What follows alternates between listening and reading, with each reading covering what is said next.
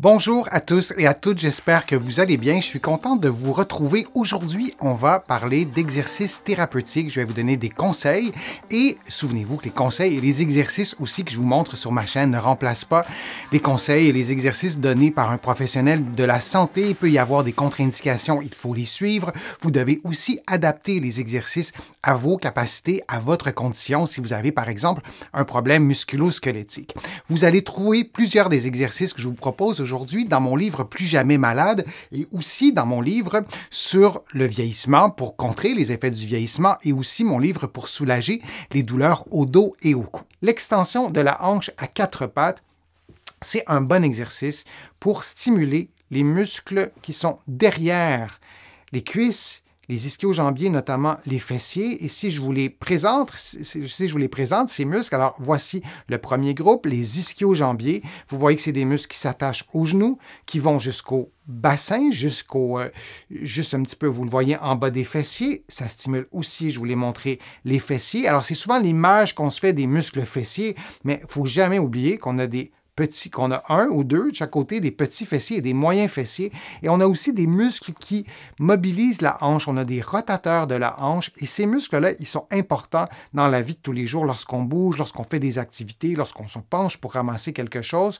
Et lorsqu'on a eu un problème de genou, un problème de bassin, un problème de hanche, ces muscles-là peuvent s'affaiblir. La position de départ de l'exercice, elle est assez simple. Ça ne peut pas être plus simple que ça. C'est la position du quatre pattes. Et ensuite, on fait un mouvement qu'on va détailler dans quelques instants. Mais avant, je voulais qu'on regarde ensemble pourquoi on ferait cet exercice-là, pour quels problèmes de santé on peut faire l'exercice d'extension comme ça de la hanche en position quatre pattes. Si on a un problème à la hanche, une douleur à la hanche, une tendinopathie, si on est en attente pour une prothèse de hanche, on peut poser la question aux professionnels de la santé qui nous suivent, est-ce que ça serait une bonne idée que je stimule mes muscles en respectant ma mobilité, en ne forçant pas, en ne reproduisant pas la douleur? On peut leur poser la question, mais lorsqu'on a une perte de mobilité de la hanche, lorsqu'on a une douleur à la hanche qui est souvent résorbée, mais ce n'est pas parce que la douleur s'en va que la force revient automatiquement et surtout pas de façon asymétrique parce que parfois on a perdu de la force juste d'un côté. Cet exercice-là est vraiment fort intéressant. Ce qu'on veut, c'est vraiment s'assurer et d'avoir la force musculaire et de la retrouver et de stimuler nos muscles parce que les muscles répondent bien à la stimulation, notamment en faisant cet exercice à quatre pattes et vous balancez lentement votre jambe vers l'arrière. C'est assez facile à faire, vous le voyez, c'est-à-dire assez facile à...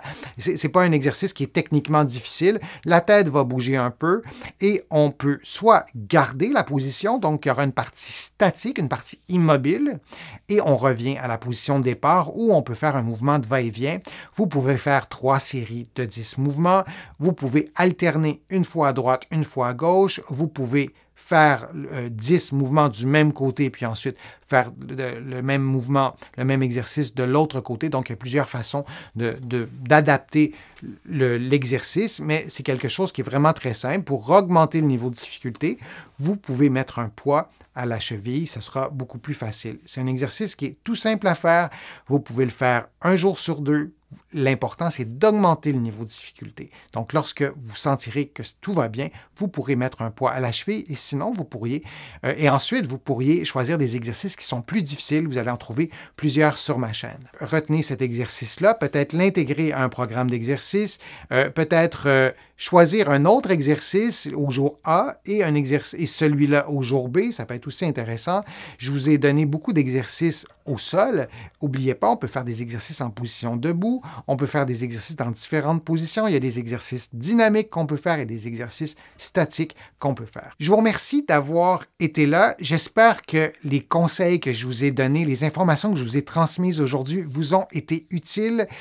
Je vous remercie de faire une contribution à ma chaîne. Vous êtes plusieurs à le faire et je vous remercie et considérez ces remerciements comme personnels. Ça m'aide beaucoup à pouvoir vous produire de plus en plus de contenu et c'est ma résolution de cette année de vous en présenter encore plus régulièrement pour répondre à vos besoins, répondre à vos questions que vous me posez sur les fils de discussion. Je les lis toutes, vos questions, et j'y réponds individuellement quand c'est possible. Sinon, je le fais dans des vidéos. Vous allez trouver beaucoup d'informations sur mon site web, le www.denisfortier.ca. Vous allez aussi trouver beaucoup d'informations dans mes livres, notamment mon livre Plus jamais malade, mon livre sur le vieillissement, mon livre sur les douleurs au dos. Il y en a d'autres, vous les connaissez. Et en visitant mon site web, le www.denisfortier.ca, vous allez pouvoir aussi vous abonner gratuitement à mon infolettre, au courriel thématique et garder contact avec moi.